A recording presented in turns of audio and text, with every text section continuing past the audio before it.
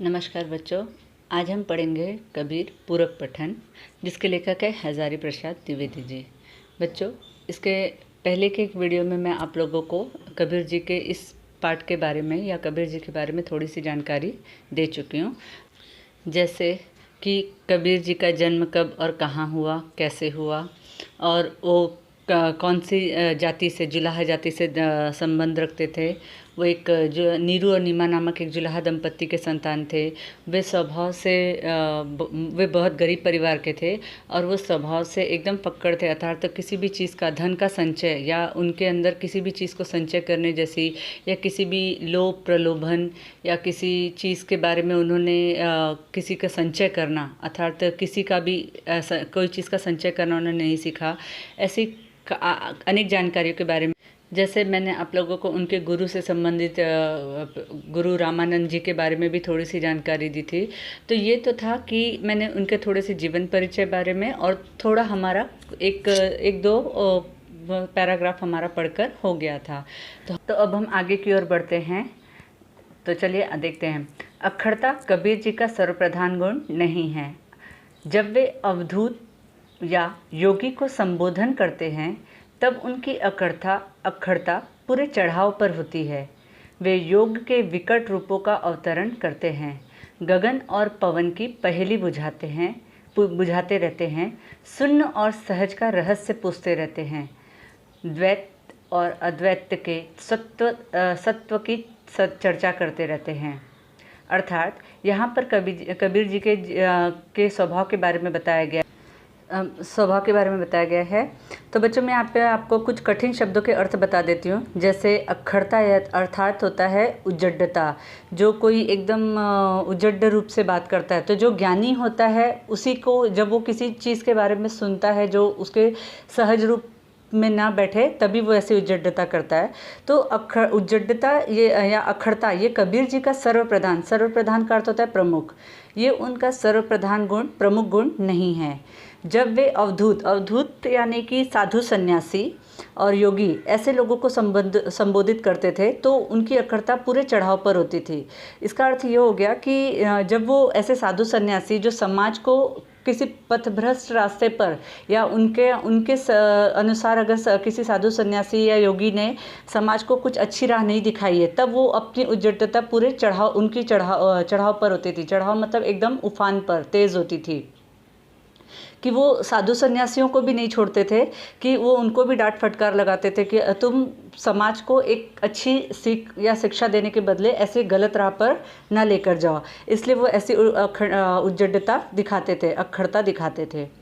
योग के विकट रूपों में अवतरण करते और गगन और पवन की पहेली, गगन अर्थात होता है आसमान, आकाश, और पवन अर्थात हवा, वायु, और इसकी पहेली बुझाते, शून्य और सहज का रहस्य पूछते।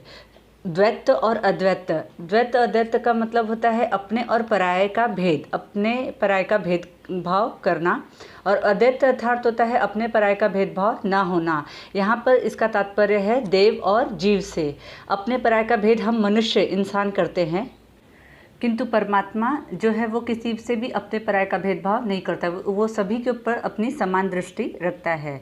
तो यहाँ पर इन्होंने यही बताया है कि अवधू अक्षरहु सो न्यारा, जो तुम पवना गगना चढ़ाओ, गुफा में बासा, गगना पवना दोनों बिन से, कह गया जोग तुम्हारा। यहाँ पे अवधू अर्थात यही मैंने आपको बताया था, साधु सन्यासी से इसका संबंध रखा है। और अक्षर अर्थात तो यहाँ पर इसका अर्थ है आत्मा और ब्रह्म से।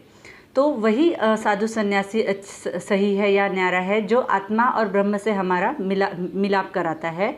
जो तुम पवना गगन चढ़ाओ, अर्थात गगन और पवन, इन दोनों का संबंध यहाँ पर बताते हुए उन्होंने बताया है कि गुफा में बासा, इन दोनों का संबंध जो है ये हमारे इसमें निवास, बासा का अर्थ होता है निवास करना, ठीक है। गगना पवना दोनों बिन से, कह गया जोग तुम्हारा। बिन से का अर्थ होता है नष्ट हो जाना, जो चीज़ नष्ट हो जाती है। तो ये अगर जब हवा और वायु और पवन दोनों ही, आसमान और वायु दोनों ही जब अगर नष्ट हो जाएंगे, तो कहाँ जाएगा तुम्हारा जोग। अर्थात ये साधु सन्यासी जो ये है, जो हमारा आत्मा और परमात्मा से मिलन करा रहे हैं, वो लोग ये जान जाएं कि परमात्मा का निवास तो हमारे अंदर ही है, तो इसे कहीं और ढूंढने की ज़रूरत नहीं है। आगे बढ़ते हैं हम। गगना मध्य ज्योति झलके, पानी मध्य तारा, घटिगे नीर बिन सिने तारा, निकरी गयो के ही द्वारा। अर्थात गगना मध्य ज्योति जलके, अर्थात जब आसमान में हम देखते हैं तो खुले आसमान में क्या दिखाई देता है हमें? खुले आसमान में हमें पूरी तरफ तारे, चांद और तारे से घिरा हुआ पूरा आसमान दिखाई देता है रात के समय। और उसी का प्रतिबिंब जब पानी में हम देखते हैं तो ठहरे हुए पानी में हमको उसका प्रतिबिंब एकदम अच्छे से साफ स्वच्छ रूप से दिखाई देता है। वही पूरे तारे और चांद अच्छे से हमें दिखाई देते हैं। तो गगना मध्य ज्योति झलके, पानी मध्य तारा, पानी में उसका प्रतिबिंब हमें दिखाई देता है। घटगे नीर बिन से, कम हो गया। जब यही पानी, जब नदी का पानी या पानी जब सूख जाता है या कम हो जाता है, तब बिन सिने तारा, तब वो तारा कहाँ चला जाता है? निकरी गयो के ही द्वारा। तो ऐसा तो नहीं कि उस समय तारा नहीं है आसमान में, तब भी तारे हैं आसमान में। बस क्या हो गया, पानी सूख गया, उस नदी का पानी कम हो गया, जिसके वजह से हमें वो नहीं दिखाई दे रहा है। तो यहाँ पर कबीर जी का यही तात्पर्य है कि प्रत्येक मनुष्य को अपने दृष्टिकोण को बदलने की ज़रूरत है। तो हम आगे बढ़ते हैं। परंतु वे स्वभाव से फक्कड़ थे। अच्छा हो या बुरा, खरा हो या खोटा, खरा अर्थात सच्चा, और फक्कड़ का अर्थ होता है उच्छृंखल।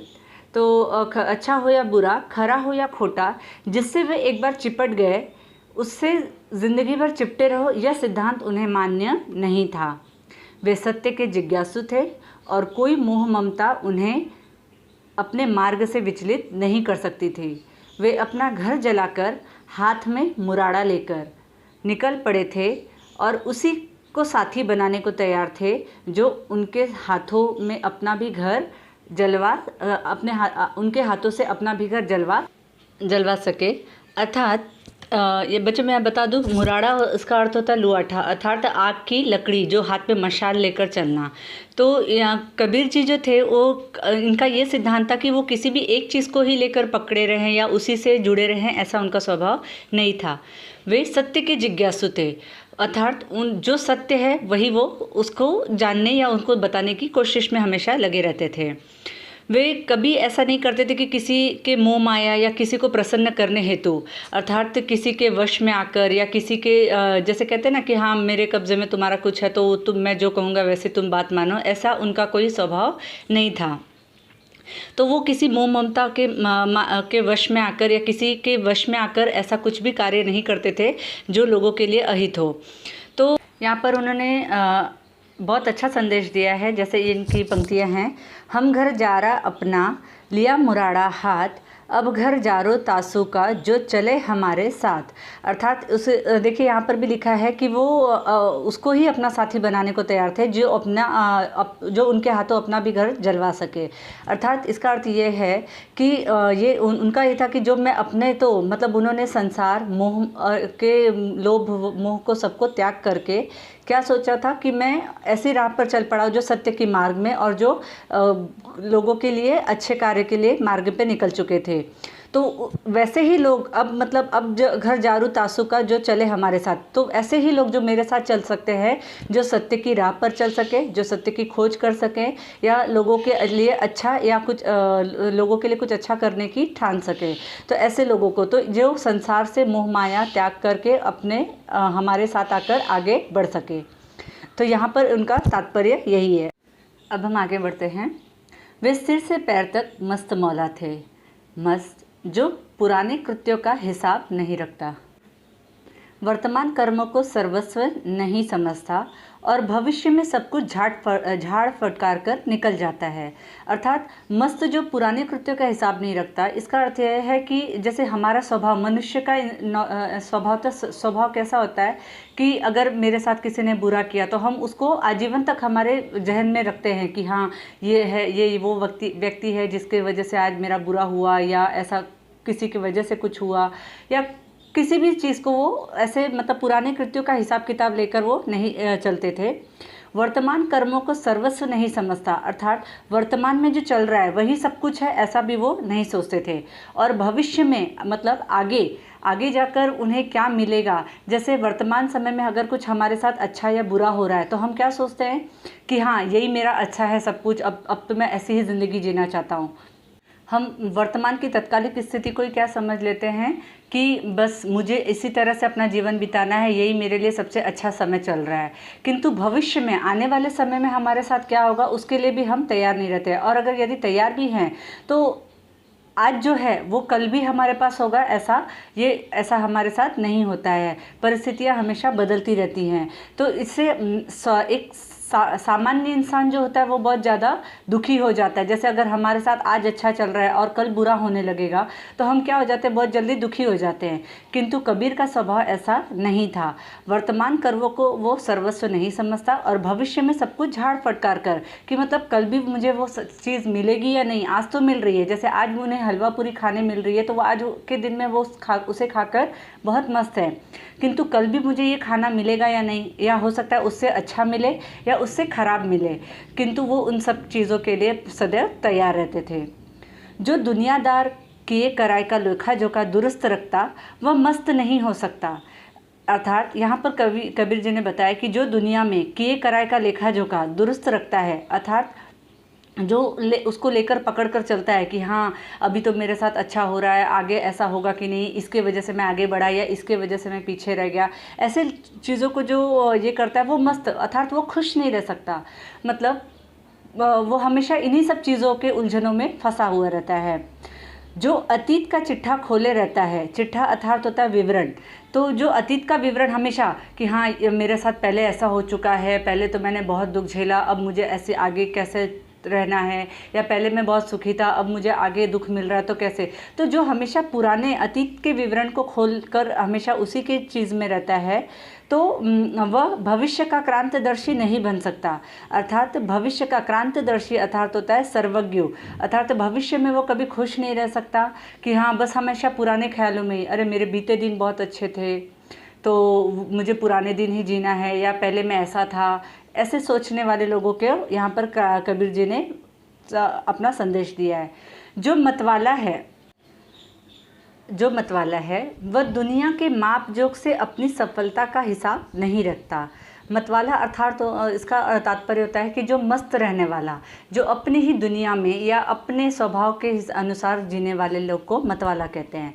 तो जो ऐसे मतवाले लोग हैं वो दुनिया के माप जोख, मतलब ये किसके साथ अच्छा है या कौन अमीर है कौन गरीब है, किसके साथ अच्छा हो रहा है बुरा हो रहा है, ऐसे लोगों के साथ वो अपनी सफलता का हिसाब किताब नहीं करता कि मैं बहुत अमीर में लोगों के साथ अपनी गिनती करूं या मैं बहुत गरीब दर्जे पे हूं, देखो दुनिया में क्या चल रहा है। ऐसे लोगों के साथ वो अपना हिसाब किताब नहीं करता है। कबीर जैसे फक्कड़ को दुनिया की होशियारी से क्या वास्ता। यहाँ पर देखो प्रश्न चिन्ह आया है, इसमें प्रश्न किया गया कि कबीर तो स्वभाव से फक्कड़ ही थे, अर्थात वो कभी भी कोई चीज़ को लेकर चलना या उस चीज़ को पकड़ कर बैठना कि हाँ मैं तो ऐसा हूँ ऐसे इंसान वो नहीं थे। तो कबीर जैसे फक्कड़ को दुनिया की होशियारी से कि दुनिया क्या चालाकी कर रही है। आज के समाज में हम देख रहे हैं कि लोगों को ठगना, लोग अपना स्वार्थ निकालने के लिए कैसे लोगों के साथ चापलूसी करते हैं। ऐसे चीज़ों से कबीर का क्या वास्ता, क्योंकि कबीर ने कभी ऐसा नहीं देखा कि मैं किसी को अच्छा या किसी से कुछ लेने के लिए उसके साथ उसकी चापलूसी करूं या उसके बारे में अच्छा कहूं या उसके आगे पीछे इर्द गिर्द घूमकर उसकी ये करूं, मतलब प्रशंसा करूं। ऐसा कबीर का स्वभाव नहीं था। ये प्रेम के मत वाले थे, मगर अपने को उन दीवानों में नहीं गिनते थे जो माशूक के लिए सर पर कफन बांधे फिरते हैं। अर्थात इन्हें प्रेम तो चाहिए था, अर्थात इन्हें प्यार तो चाहिए था, लेकिन ये ऐसे मत वाले थे जैसे वो किसी माशूक अर्थात होता है जैसे प्यार को पाने के लिए बस सर पे कफन बांध कर निकले, ऐसा इनका स्वभाव नहीं था। यहाँ देखिए उन्होंने एक पंक्तियों में बताया है, हमन है इश्क मस्ताना, मतलब हम तो ऐसे इश्कबाज हैं, ऐसे मस्ताने हैं कि हम अपने ही मस्ती में खुश रहते हैं। हमन को होशियारी क्या, हमन अर्थात हमें मुझे ऐसी होशियारी क्या कि हमको ऐसी होशियारी से क्या वास्ता। रहे आज़ाद या जग से, मतलब हम अपने जग से इस दुनिया से आज़ाद रहें। हम में दुनियादारी से क्या, मतलब इस दुनिया में क्या चल रहा है, किसके साथ किसने किसका बुरा किया, किसने किसका अच्छा किया, किसने किसको ठगा या किसी ने किसके लिए क्या किया, ऐसी दुनियादारी से उनको कोई फ़र्क या कोई वास्ता नहीं है उनका। वो आज़ाद हैं इस जग से, जो बिछड़े हैं पियारे से, भटकते दर बदर फिरते, जो किसी अपने से बिछड़ गए हैं। जैसे यहाँ पर उनका संबंध है परमात्मा से, भगवान से, तो ये अपने भगवान से बिछड़ गए हैं, इसलिए दर बदर भटक रहे फिर रहे हैं। हमारा यार है हम में, अर्थात वो परमात्मा तो हमारे अंदर ही है, हमन को इंतज़ारी क्या, तो मुझे इसके लिए किसी का क्या इंतज़ार करना। तो यहाँ पर कबीर जी बता रहे हैं कि जो परमात्मा हमारे अंदर हैं, जिसको हम भूल चुके हैं कि परमात्मा का वास तो हम स्वयं हमारे अंदर हैं, तो इसके लिए हम दर बदर भटकते हैं, गली गली हर गली कुचे में ठहरे परमात्मा को ढूंढते हैं, मंदिर मस्जिद के दरवाजे खटखटाते हैं। तो हम ऐसे जगह पर क्यों जाए, हमारा यार हमन में है, मतलब हमारा परमात्मा या भगवान का वास तो हमारे खुद के अंदर है, तो हम किस बात का इंतज़ार कर रहे हैं। ठीक है बच्चों, तो यहाँ पर ये हमारी पंक्तियाँ पूरी हुई। बच्चों ये पाठ या ये लेख कविता सिर्फ आपको पढ़ाना है या बताना है इसलिए नहीं, मैं चाहती हूँ कि आप लोग इसके हर एक पंक्तियों को अच्छी तरह से समझें, इसलिए मैं थोड़ा थोड़ा वीडियो आपको यहाँ पर बना रही हूँ। तो आज का ये वीडियो मैं यहीं पर समाप्त करती हूँ। इसके आगे का मैं आपको संक्षिप्त और विस्तृत वर्णन लेकर आगे दूसरा वीडियो प्रस्तुत करूँगी। नमस्ते।